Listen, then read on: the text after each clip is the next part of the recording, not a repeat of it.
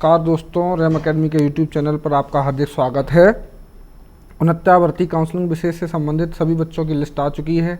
बहुत सारे बच्चों को काउंसलिंग में क्या होता है, किस तरीके से होगा, ये सारी चीज़ों का टेंशन है। लगभग सभी लोग जानकारी जो भी ज़रूरी चीज़ें वो जान चुके हैं कई सारे प्लेटफॉर्म के माध्यम से। फिर भी मैं एक वीडियो बना रहा हूँ ताकि जो भी काउंसलिंग में अनुभव रहते हैं वो सारी अनुभव आपके काम आए। तो 69 भर्ती जब काउंसलिंग होती है तो सबसे पहले आप एक एक करके बिंदुवार सारे मैं डॉक्यूमेंट आपको दिखा देता हूँ और आपको क्या करना है इस पर, और आपके जो भी डाउट होंगे उनको भी क्लियर करने की कोशिश करूँगा। तो सबसे पहला तो ये है कि ये जो आपके सामने लेटर दिख रहा होगा आपको, ये लेटर आपका रेणुका कुमार जी ने सबसे पहले 29 मई को भेजा। 69 पदों पर भर्ती प्रक्रिया के अंतर्गत 3 से 6 तारीख तक के बीच में काउंसलिंग करने के लिए प्यारे बच्चों। इसमें उन्होंने कहा कि जो ऑनलाइन आवेदन पत्र की तिथि थी वो 18 तारीख थी। 28 तारीख तक फॉर्म भरे गए। 27 से लेकर 31 तक जो है आपके उपरांत ऑनलाइन प्रोसेसिंग सूची डाउनलोड करनी थी। ऑलरेडी सूची आ चुकी है आपकी, और 3 से लेकर 6 तारीख के बीच में आपका काउंसलिंग होना है। इसमें अब देखिए आपको क्या है, जो भी आपके पास डॉक्यूमेंट है वो तो होने चाहिए। साथ में क्या होगा, सहायक अध्यापक भर्ती परीक्षा का आवेदन पत्र। ये कौन सा वाला है, जो 2019 में परीक्षा दी थी वो। सहायक अध्यापक चयन नियुक्ति हेतु भरा गया आवेदन पत्र, जो अभी 2020 में आपने अभी आवेदन भरा है, चॉइस फिलिंग की है वो। आवेदन में अंकित पहचान पत्र, और आवेदन अंकित पहचान पत्र आपको बाहर जाने के लिए, सपोज बाहर जिला मिला है तो वहाँ आपको 2 काम करने होंगे। जो भी आपके वो जो लिस्ट आई है, PDF आई है जिसमें सभी बच्चों के नाम है, उस PDF में जहाँ पर आपका नाम हो उसका पेज का प्रिंट आउट निकाल लें। और साथ में ये जो आपने अंकित पत्र या आवेदन में जो भी आपने ID प्रूफ लगाया होगा, वो दोनों कागज़ लेके आप कहीं पे भी आ जा सकते हैं। साफ साफ लिखा हुआ है, यहाँ नीचे ये भी लिखा हुआ है। देखिए, इस संबंध में मुझे कहने का निर्देश है, जनपद के पुलिस प्रशासन व अन्य संबंधित अधिकारियों कर्मचारियों को अपने स्तर से निर्देश देने का कष्ट करें कि अभिलेखों के उपलब्ध होने पर ऐसे चयनित अभ्यर्थियों को अपने जनपद की काउंसलिंग में प्रतिभाग हेतु यात्रा करने पर उन्हें वांछित जनपद में जाने से रोका ना जाए। ये तो बातें हो गई आपका कि ये बिल्कुल श्योर है कि आप कहीं पर भी आ जा सकते हैं। सिर्फ आपको ID कार्ड की ज़रूरत है। इवन आप फाइल ही लेके चलेंगे साथ तो कोई इशू जाएगा नहीं। अब देखिए, जो आवश्यक निर्देश सचिव PNP से जारी हुए हैं वो देखिए। सबसे पहले तो यही है कि काउंसलिंग स्थल पर मात्र अभ्यर्थी को ही प्रवेश दिया जाएगा। ऐसा कुछ नहीं है, सारे अभ्यर्थी अपने अपने पेरेंट्स के साथ, भाई के साथ, या अगर आपको लोकल ज़िला मिला है तो जो भी आपके वहाँ पर बेसिक शिक्षा विभाग का कोई अगर संबंधित व्यक्ति है तो आप उसके साथ ही जाएँ। आगे है आपका जो मेन पॉइंट है कि जो प्रवेश के समय अभ्यर्थी को अध्यापक भर्ती परीक्षा हेतु आवेदन पत्र में वर्णित फोटो पहचान पत्र मैं अभी बता ही चुका हूँ। ये ID प्रूफ जो आपने अभी भरा था 2020 के आवेदन पत्र में वो लेके जाना है। और आवेदन सूची का वह पृष्ठ जिस पर अभ्यर्थी का नाम है। देखिए, जो PDF है इसमें जहाँ पर भी जिस पेज नंबर पर आपका नाम हो वह पेज नंबर और उसका पहला पेज, मतलब PDF का पहला पेज, और जिस पेज पर आपका नाम है वो वाला पेज जिस पर आपका नाम है वो दोनों का प्रिंट आउट निकाल के प्लस ID प्रूफ, ये 2 चीज़ें ज़रूर आप करवा लेना अभी फ़िलहाल के लिए, जैसे ये लिस्ट आई है उसके बाद। अब आते हैं अभ्यर्थियों को काउंसलिंग स्थल पर प्रवेश से पूर्व थर्मल स्कैन करानी होगी तथा हाथों की सैनिटाइजिंग करानी है। ये तो सब एक नॉर्मल सी बात है। काउंसलिंग के पश्चात ही काउंसलिंग स्थल से बाहर जाने की अनुमति, ये भी देखिए फॉर्मेलिटी के लिए लिखा गया है। हर कोई कहीं पर भी आ जा सकता है। आप अभी से ये दिमाग में न बिठाएं कि काउंसलिंग में एक बार अंदर जाने के बाद आपको बाहर जाने को नहीं मिलेगा। ये इसलिए लिखा दिया जाता है क्योंकि ये कोड ऑफ कंडक्ट का हिस्सा होता है। अभ्यर्थी को वाहनों की काउंसलिंग स्थल, ये सब आप समझ ही गए होंगे कि ये सब फॉर्मेलिटीज हैं। अभ्यर्थियों को किसी प्रकार की कोई असुविधा होती है तो कंट्रोल रूम में संपर्क कर सकता है। तो बिल्कुल कंट्रोल रूम में संपर्क तो कर सकता है, लेकिन वहाँ कौन फ़ोन उठाएगा, बहुत मुश्किल है। अगला काउंसलिंग सीट पर पहुँचने के उपरांत सर्वप्रथम अभ्यर्थी द्वारा निर्धारित शुल्क का बैंक ड्राफ्ट। अब देखिए, यहाँ पे बहुत सारे बच्चों को एक इशू गया है कि देखिए ये आप हिंदी में ही बनवाएं। कई जगह बैंकों में आप जाओगे तो अंग्रेजी में बना के देते हैं, सचिव UP बेसिक शिक्षा परिषद प्रयागराज, तब भी सही है। कई जगह प्रयागराज की जगह इलाहाबाद लिख के आ रहा है तो वो भी सही है, लेकिन कोशिश करिए कि जो भी आपका डिमांड ड्राफ्ट हो आप कहीं से भी बनवाएं। कोशिश करिए, देखिए बैंक, हर एक बैंक का डिमांड ड्राफ्ट मान होगा क्योंकि पैसे से मतलब होता है, और इस अकाउंट में जब आप डिमांड ड्राफ्ट देते हो उनको तो वो अकाउंट में पैसा ट्रांसफ़र हो जाता है। लेकिन फिर भी आप कोशिश करिए कि इसी नाम से बनवाएं और राष्ट्रीयकृत बैंक से बनवाएं। राष्ट्रीयकृत बैंक जैसे कि आपका SBI है, इंडियन बैंक है, bank of Baroda, Allahabad bank, ये सारी जो बैंक हैं, यूनियन बैंक, ये सब राष्ट्रीयकृत बैंक हैं। SDFC, ICI, एक्सिस बैंक, ये सारी प्राइवेट बैंक मानी जाती हैं। आगे आता है कि ड्राफ्ट के पीछे अभ्यर्थी का रजिस्ट्रेशन संख्या, नाम, पिता का नाम अंकित हो तो ज़रूर आपका जो भी डिमांड ड्राफ्ट है, बहुत सारे बच्चे भी ध्यान नहीं दे रहे होंगे, इस पर ज़रूर ध्यान दीजिए। डिमांड ड्राफ्ट जब आपका बन जाए, कोशिश करिए इसी फॉर्मेट में हिंदी में ही बनाओ, नहीं बन पाए तो अंग्रेजी बन जाएगा, चलेगा। और दूसरी चीज़ इलाहाबाद भी लिखा है, तब भी आप परेशान ना होना। और उसके पीछे अभ्यर्थी का रजिस्ट्रेशन, मतलब जैसे जब आपका पीछे आएगा तो आप पीछे रजिस्ट्रेशन नंबर डाल दें।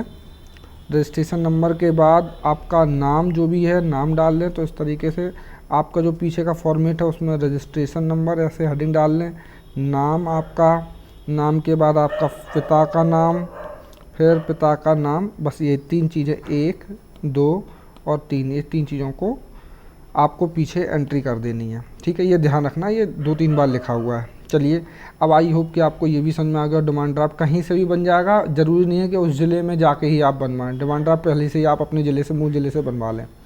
अब आती है अगली बात कि अगर आपको सपोज काउंसलिंग जो है उसमें कौन कौन से पत्रावली में रखे जाने हेतु निर्धारित क्रम है। तो सबसे पहले तो काउंसलिंग प्रपत्र की बारी आती है। अब ये काउंसलिंग प्रपत्र क्या होता है पहले समझ लें। देखिए, वैसे जब आप काउंसलिंग पर पहुँचेंगे तो आपको ये काउंसलिंग प्रपत्र देखने को मिलेगा। ये है आपका काउंसलिंग प्रपत्र। ये इसमें सबसे पहले आपको ये सबको बांटा जाता है, लेकिन कई जगह आपसे कह दिया जाएगा कि बगल वाले में कहीं फ़ोटोकॉपी की दुकान, वहाँ से फ़ोटोकॉपी करवा लो। और अगर ऐसा भी नहीं है तो आप इसी का प्रिंट आउट निकलवा लें। आप रैम अकेडमी के टेलीग्राम चैनल पे चले जाएंगे तो ये आपको मिल जाएगा। और अगर आप वहाँ ना जा पाएँ तो कहीं से भी आपको, ये कई जगह प्लेटफॉर्म्स पे डला हुआ है, तो आप इसका प्रिंट आउट निकाल के रख लें और अभी भर लें, ताकि कल जब 3 तारीख को जाएँ तो आपको सब कुछ समझ में आए। जैसे ऑनलाइन रजिस्ट्रेशन संख्या जो कि अनुत्या भर्ती के टाइम पे थी, सहायक अध्यापक भर्ती का रोल नंबर हो गया, अभ्यर्थी का गुणवत्ता गुणांक, वेटेज निकालना सबको आता होगा। तो आप सब लोग अपना अपना वेटेज मतलब कैसे निकालते हैं, 10th, 12th, ग्रेजुएशन और आपका बीटीसी या बीएड, इन चारों को जोड़ लेना। और जोड़ने के बाद कितने का भाग लगा देना, 10 का भाग लगा देना। 10% लिया है ना परसेंटेज में। और उधर पे जो है आपको आपका तरीका बताया था कि जो भी आपके सुपर टेट में मार्क्स आए हों अनुत्या भर्ती में, उसमें 0.4 का मल्टीप्लाई कर देना तो आपका वो आ जाएगा। दोनों का जोड़ लेना तो उस तरीके से गुणांक निकल आता है। तो ये कर लेना है। आई होप कि आप चाहो तो वीडियो भी देख सकते हैं, इसके लिए मैंने एक वीडियो बनाया हुआ था। अब आते हैं बैंक ड्राफ्ट संख्या। देखिए, ये 6 अंकों का आपका बैंक ड्राफ्ट संख्या होता है। वैसे तो सबको जानकारी होगी, अगर नहीं है तो आप इस पर ध्यान रखें। 6 अंकों का आपका डीडी पे एक डिमांड ड्राफ्ट संख्या लिखी होगी, वो यहाँ पे लिख देनी है।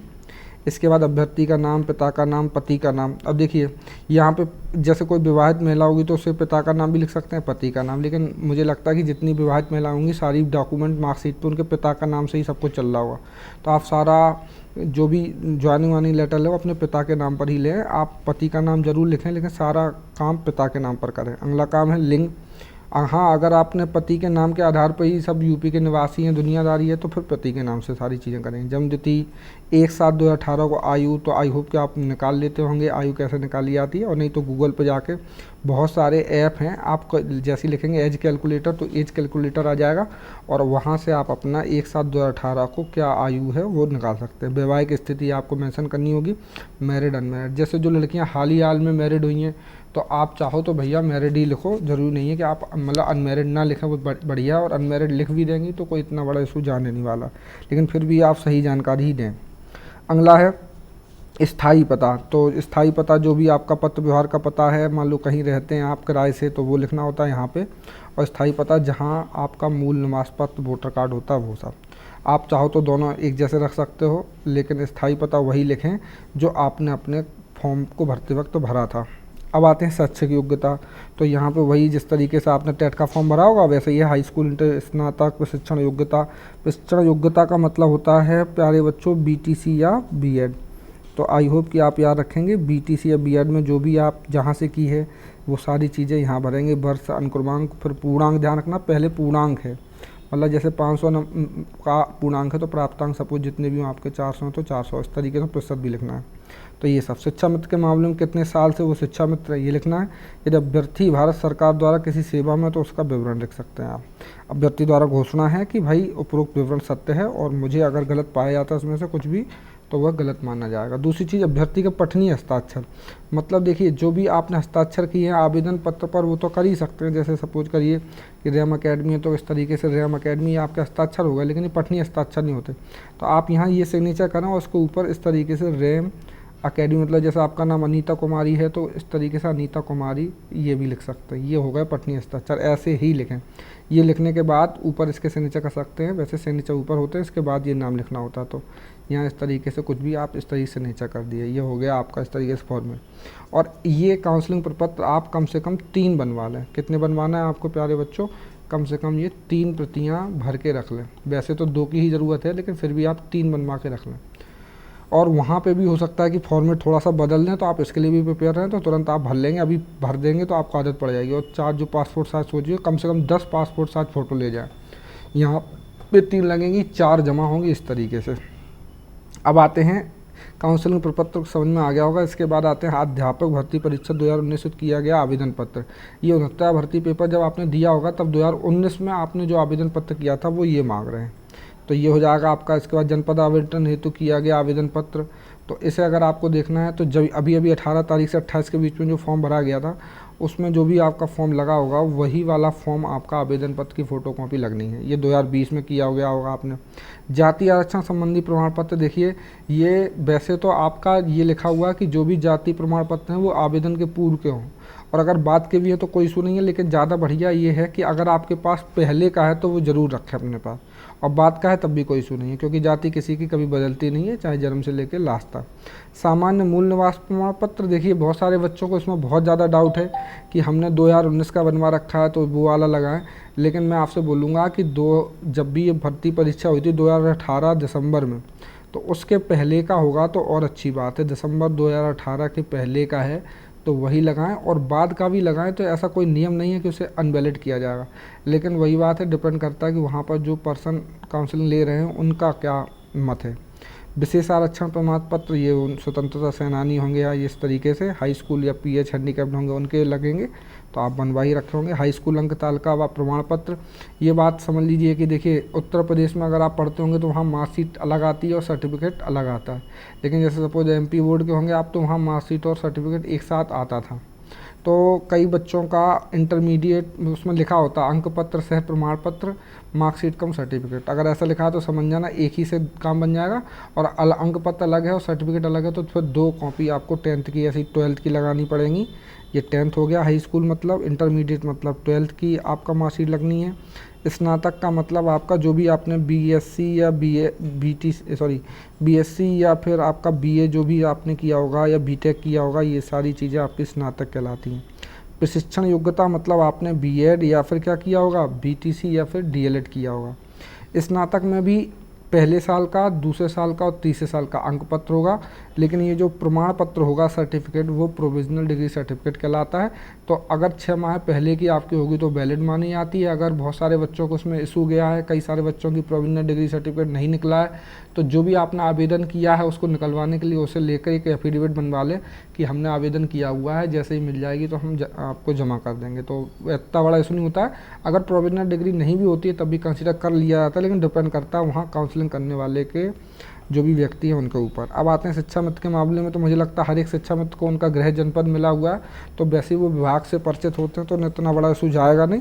बाकी वो विभाग से एनओसी, विशिष्ट या निर्गत प्रमाण पत्र, अनुभव प्रमाण पत्र जो कि सक्षम अधिकारी द्वारा निर्गत हो, 30 दिवस जब शिक्षा मित्रों का प्रशिक्षण हुआ था वो वाला प्रमाण पत्र, 15 दिवस, ये सारी चीज़ें अपने पास रखें। अगला है अध्यापक पात्रता परीक्षा प्रमाण पत्र 12 नंबर पे टीटी और सीटीईटी। देखिए अब वो विवाद सारे खत्म हो गए। टीटी आपका जो 2018 वाला है वो वैलिड है, उसके पहले का जो भी सीटीईटी उसके बाद हुआ था तो वो वैलिड नहीं, लेकिन जो उसके पहले के टेट हैं या और उसके पहले के सीटेट होंगे सारे वैलिड है।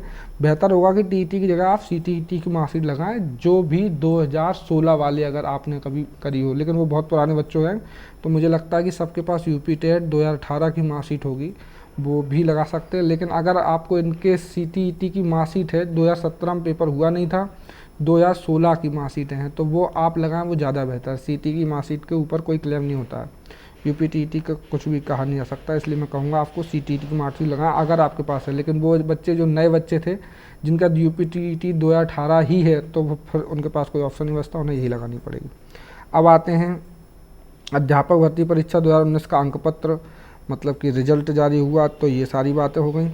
तो आप 2019 का रिजल्ट जो अभी जारी हुआ था आपने देखा भी होगा, तो वो निकलवा लेना। अध्यापक भर्ती परीक्षा के लिए आवेदन प्रस्तुत पहचान पत्र, आईडी कार्ड लेके लाना। निर्धारित शपथ पत्र क्या है अभी आपको समझ में आ जाएंगे। वो 2 सारे लिफाफे आप सोच रहे होंगे इनका क्या उपयोग है, देखिए इनका कोई उपयोग नहीं है। ये जस्ट इसलिए रख लिए जाते हैं ताकि जब आपके डॉक्यूमेंट का वेरिफिकेशन हो या आपसे कोई पत्राचार करना हो तो वो इसी के आधार पर कर सकें। तो आपको डाक टिकट 41 रुपये के ले लेना है, और आप अगर ज़्यादा का भी डाक टिकट लगा देंगे तो कोई इशू नहीं जाने वाला है। तो अगर 41 रुपये का डाक टिकट नहीं मिलता है तो उस 50-100 रुपये जो जिसका भी डाक टिकट मिले आप उनको क्लियर कर लें। अगला है काउंसलिंग सीट पर पहुंचने के उपरांत सर्वप्रथम अभ्यर्थी द्वारा निर्धारित शुल्क का बैक ड्राफ्ट जो सचिव उत्तर प्रदेश बेसिक शिक्षा, ये मैं बता ही चुका हूँ, पद नाम से निर्गत हो, और पीछे रजिस्ट्रेशन, नाम और आपका फादर का नेम, ये 3 चीज़ें ज़रूर आपको वहाँ लिखनी है। और साथ में मैं भूल गया था बताना, मोबाइल नंबर और आपको डिमांड ड्राफ्ट के पीछे, ताकि इन केस अगर डिमांड ड्राफ्ट खो जाता तो आपसे कॉन्टैक्ट करके वो सारी जानकारी ले लें। अब ये काउंसलिंग प्रपत्र मैं समझा ही चुका हूँ, वेटेज बता दिया है। अब देखिए क्या होगा कि ये जो आपका काउंसलिंग वो किन आधार पर, मेन चीज़ें क्या डिपेंड करती हैं। तो सबसे पहले तो जो 69 भर्ती का आवेदन पत्र है, 2 प्रकार के आवेदन होगा। एक 2019 में आपने पेपर देने के लिए किया था, और 2020 में जो आवेदन अभी किया है जिससे आपका जिला आवंटन हुआ है। तो दोनों आवेदन पत्र आपको ज़रूरत पड़ेंगे, ठीक है। तो ये हो गया मूल रूप से ड्राफ्ट। ये ड्राफ्ट अभी बनवा लें, किसी भी ज़िले से बनवा लें, बेहतर होगा कि सरकारी बैंक से बनवाएं, SBI, इंडियन या आपका बैंक ऑफ बड़ौदा, इस तरीके पंजाब नेशनल बैंक, ये सारी, जिसके पीछे अभ्यर्थी का नाम, पिता का नाम, रजिस्ट्रेशन संख्या लिखा हो। मैं एक और नई चीज़ जोड़ देता हूँ, आप लिख लेंगे या उस टाइम पे लिख देना, मोबाइल नंबर भी चौथी चीज़ हो गई। 1, 2, 3 और चौथी चीज़ मोबाइल नंबर ज़रूर लिख देना। अगर इन केस डिमांड ड्राफ्ट खो जाता तो आपके काम आएगा, लेकिन ये तभी लिखना जब वो कहें। अभी मैं आपसे फिर भी बोलूँगा, और लिख देंगे तो कोई इशू नहीं जाएगा। अगला नोटरी शपथ पत्र प्रारूप, शपथ पत्र प्रारूप 1, 2, 3, 4 और 5। तो यहाँ पे नोटरी पत्र के प्रारूप क्या है अभी जस्ट मैं आपको दिखा दूंगा। ID प्रूफ, आधार कार्ड, पैन कार्ड, जो भी आपने ऑनलाइन आवेदन में किए हैं वो सारे आप लेके जाएंगे। शिक्षा मित्र में प्रथम नियुक्ति पत्र जो भी है ये है कि नहीं है, इन आधार पे ये चीज़ें ज़रूरी है, मस्ट है। ऑनलाइन आवेदन 20/12 से पूर्व अनापत्ति प्रमाण पत्र पूर्व में किसी विभाग में सेवारत हों। B.Ed कॉलेज के NCT, ये इसमें बच्चों को बहुत ज़्यादा डाउट जा रहा है।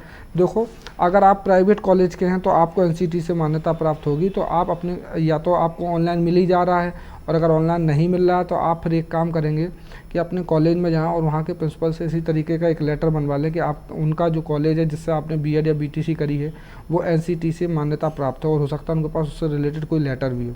और दूसरी चीज़ ये है कि जो सरकारी स्कूल कॉलेज हैं उनके कई जगह जो NCT की मान्यता प्राप्त वाली जो ऑनलाइन लिस्ट है उसमें नाम नहीं दिख रहे हैं, और कई जगह दिख भी रहे हैं। तो आप, मैं यही बोलूँगा कि वो लोग भी अपना जाके कम से कम एक जो भी HOD है वहाँ पे जाके सिग्नेचर करवा के लिख लें HOD से कि आप जो है आपका जो स्कूल है वो NCT से मान्यता प्राप्त है, ऐसा लिखवा के एक लेटर और सिग्नेचर करवा के रख लें, ताकि आपको काउंसलिंग के टाइम पे कोई दिक्कत ना जाए। अगला है ऑनलाइन आवेदन, HOD मतलब यहाँ पे मेरा प्रिंसिपल से मतलब जो भी आपके स्कूल के कॉलेज के प्रिंसिपल हैं, जो ऑथेंटिकेट पर्सन है। ऑनलाइन आवेदन उल्लिखित विवरण क्रमांक, परीक्षा वर्ष, प्राप्तांक का मिलान शैक्षिक अंक पत्रों और प्रमाण पत्रों के आधार पर। तो ये देखिए जब आपकी चेक की जाएगी तो ये सामने रखा होगा जो भी आपने फॉर्म भरा आवेदन पत्र, और आपके जो ओरिजिनल डॉक्यूमेंट वो marks A to Z check किए जाएंगे। अगर गलत मिलते हैं तो कई जगह कंसीडर कर लिया जाता है। अब डिपेंड करता है कि अगर आपने 1-2 नंबर कम हुए हैं, ज़्यादा हुआ तो क्या होगा।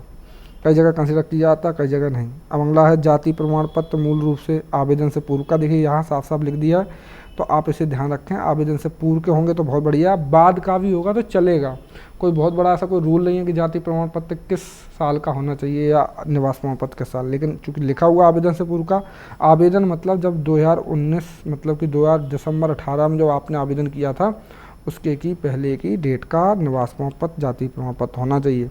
भूतपूर्व सैनिक का डिस्चार्ज सर्टिफिकेट अगर हो तो विशेष आरक्षण वाले हैं तो ये सब पढ़ लेना। इसके बाद आते हैं काउंसलिंग प्रपत्र। देखिए ये एक मैनपुरी का आपका डेटा है, काउंसलिंग पर बड़े अच्छे से उन्होंने बनाया, वही जो मैं समझा चुका हूँ। ऑनलाइन रजिस्ट्रेशन, सहायक, गुणवत्ता गुणांक, ये सब उन्होंने पहले से बना रखा है। तो जिनको मैनपुरी जिला मिला वो लोग इसकी फ़ोटोकॉपी निकाल सकते हैं, और फ़ोटोकॉपी निकलवाने के बाद इसको अपने 3 सेट भर के रख लेना है। आपको कितने सेट भर के रख लेने हैं? 3 प्रतियाँ भर के रख लेनी है, हर एक पर फ़ोटो चिपकानी है, और नीचे पहले पठनीय हस्ताक्षर, जैसे मैंने आपसे कहा था सपोज रैम अकेडमी अगर अभ्यर्थी होता तो मैं पहले रैम अकेडमी इस तरीके से लिख देता, और अगर मुझे सिग्नेचर करना होता तो मैं इस तरीके से आपके नीचे सिग्नेचर कर देता। तो ये इस तरीके का तरीका होता है। 49 सहायक अध्यापक भर्ती उत्तीर्ण अभ्यर्थियों नियुक्ति काउंसलिंग में फाइल तैयार करने हेतु निर्देश ओरिजिनल।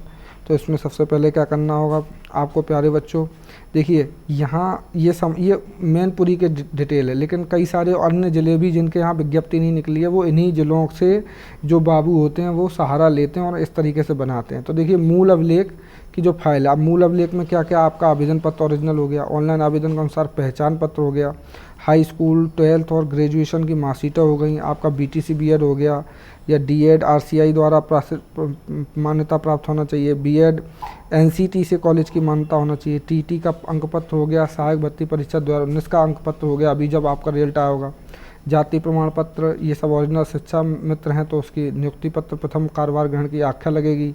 शिक्षा मित्र होने स्थिति में जिला विशिष्ट शिक्षा अधिकारी द्वारा निर्गत अनुभव प्रमाण पत्र आपको चाहिए होगा।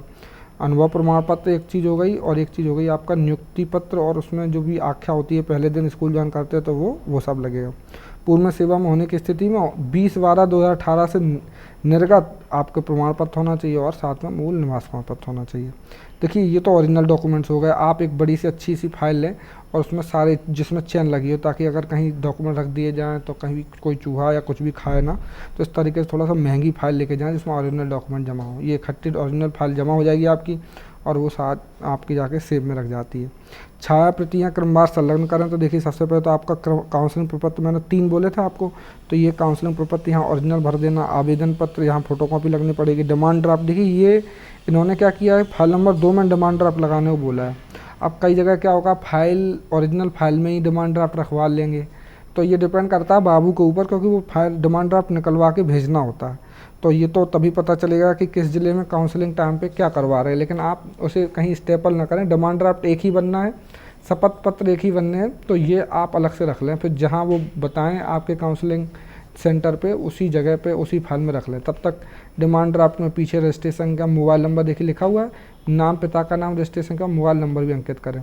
शपथ पत्र एक 10 रुपये वाला है और एक 100 रुपये वाला। अब ये शपथ पत्र क्या है देख लो, यहाँ पे ये 10 रुपये वाला है, देखिए वही सब लिखा हुआ, मेरे द्वारा ऑनलाइन आवेदन अंकित किया विवरण सत्य, यही वाला बनवा लें। ऐसे ही लेख कहीं से भी बनवा लें, ऐसा नहीं है कि शपथ पत्र मैनपुरी से बनवाएंगे तो ही मान होगा, ऐसा कोई ज़रूरी नहीं है। आप इटावा के रहने वाले तो इटावा से बनवा के मैनपुरी काउंसलिंग कराने जाएंगे तो कोई इशू नहीं रहेगा।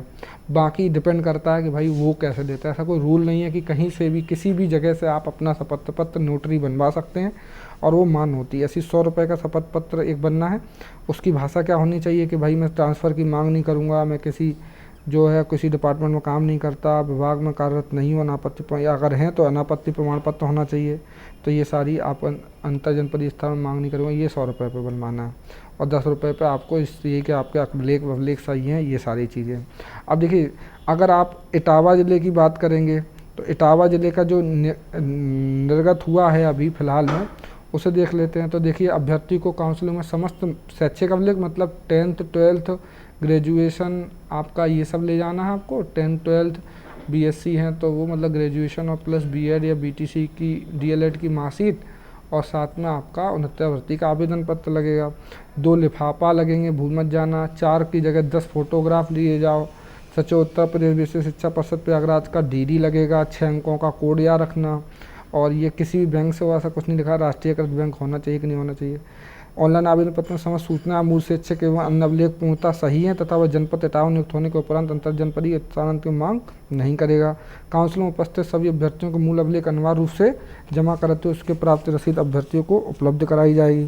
काउंसलिंग प्रक्रिया में अभ्यर्थियों को प्राथमिक स्तर TT शिक्षा मत के संबंध ज़्यादा कुछ नहीं लिखा है, लेकिन आप ये मान के चलिए कि अगर आपका ये शाम तक वैसे आ जाएगा और नहीं आता है तो आप ये वाला जो फॉर्मेट है 10 रुपये के एक 100 रुपये का ऐसे बनवा के रख लें।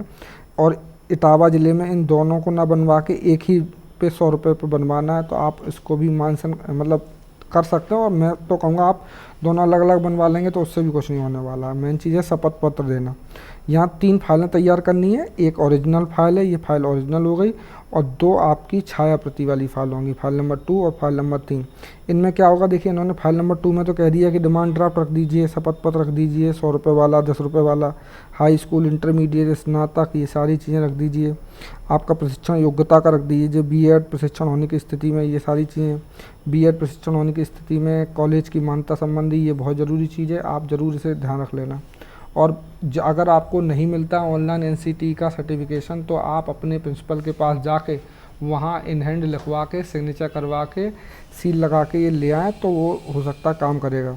बाकी डिपेंड करता है काउंसलिंग सेंटर उसे कैसे मैनेज कर रहे हैं। 3 रंगीन पासपोर्ट साइज फ़ोटो मैं आपसे कह रहा हूँ 10 लिए जाना, जहाँ जहाँ ज़रूरत पड़ेगी आप लगाते रहना। 2 सादे लिफाफे 30 रुपये की डाक टिकट, देखिए कोई 41 रुपये मांग रहा है, कोई 30 रुपये मांग रहा है, तो आप कम से कम 100 रुपये के डाक टिकट लिए जाना। तो जितने की ज़रूरत पड़ेगी 100 रुपये के डाक टिकट डाक पोस्ट ऑफिस से जाके ख़रीद कर लिए जाना। फाइल नंबर 3 में भी ऐसा ही कुछ है, सारी चीज़ें यही की रही रहेंगी और सारी चीज़ें आप लगा के रख लेना। तो बाकी डिपेंड करता है वहाँ अभी लगा के इस तरीके से लिए जाना। देखिए मैं आपको बोलूँ सबसे और उससे बड़ी ज़रूरी चीज़ क्या है, मैं 2-3 बातें बताना चाहूँगा। ये आपका मूल अभिलेख की प्राप्त रसीद है। हाँ, जब आप सारी काउंसलिंग हो जाएगी तो इस तरीके से आपको एक रसीद मिलेगी। कई जगह क्या करते हैं कि जस्ट एक ऐसा फॉर्मेट होता है उस पर यहाँ टिक लगा देंगे, इस तरीके हाई स्कूल इंटरमीडिएट ये सब हैं कि नहीं है, और टिक लगाते हुए यहाँ पर बाबूजी अभिलेख जमा करता जी हस्ताक्षर कर देंगे और आपसे यहाँ सिग्नेचर करवा लेंगे। ये आप अपने पास संभाल के रखना। अंक पत्र उपलब्ध हैं कि नहीं, अभिलेख कितनी संख्या उपलब्ध हैं, टिक मारते चले जाएंगे और यहाँ पे आपका लिस्ट बना रहेगा। ये भी आपको फ़ोटोकॉपी निकलवा के पहले से भर के रख लेना है और इस तरीके से आपको ये संभाल के रखना है, क्योंकि जब आपका डॉक्यूमेंट वेरिफिकेशन हो जाएगा और आपका वेतन लग जाएगा तो ओरिजिनल डॉक्यूमेंट लेने के लिए आपको इसी रिसिप्ट की ज़रूरत पड़ेगी। तो इसे खोने नहीं देना, संभाल के रख लेना है, ठीक है। तो ये बातें हो गई। अब मैं आपको अगर संक्षिप्त में समझाना चाहूँगा 2 मिनट में, तो देखिए मेन चीज़ है, अगर कोई कमी है आपके पास तो देखिए सबसे पहले तो उसका आप शपथ पत्र बनवा लें जाके कोर्ट से। जैसे किसी के फादर नेम गलत है या उसका किसी का नाम गलत है या किसी के पते में गलती, अगर आपको लगता है तो। बाकी छोटी मोटी गलतियाँ जो कि आपकी गुणवत्ता वेटेज को प्रभावित नहीं करती उन्हें कंसिडर किया जाएगा, लेकिन अगर आपको लगता है तो आप पहले से बनवा के रख लें। दूसरी चीज़, वहाँ काउंसलिंग के जाते टाइम पे ऐसा सोचें कि आप उस दिन के हीरो हैं। बिल्कुल ऐसा ना सोचें कि आप एकदम डरे हुए रहेंगे, कोई वहाँ पे आप तोप चमड़े नहीं बैठे हुए हैं, नॉर्मल से बाबूजी ही होंगे जो आपकी सेवा में लगे होंगे। तो आप उनसे विनम्रता से बात करेंगे, लेकिन आत्मविश्वास कभी गिरने नहीं देंगे। अगर आप गलत नहीं हैं तो आपको झुकने की कोई ज़रूरत नहीं है और बेवजह आपको बहस करने की भी ज़रूरत नहीं है। तो इस तरीके से आपका काम बनने वाला है। तो मैं आपसे बस इतना ही शब्दों के साथ बोलूँगा कि सभी की काउंसलिंग शुभ रहे प्यारे बच्चों, और जल्दी ही आपको ज्वाइनिंग लेटर मिले और आप जल्दी ही विद्यालयों में हों। तो इसी तरीके से कोई और दिक्कत होगी तो ज़रूर मैं रैम अकेडमी के यूट्यूब चैनल से आपके साथ शेयर करूँगा। धन्यवाद।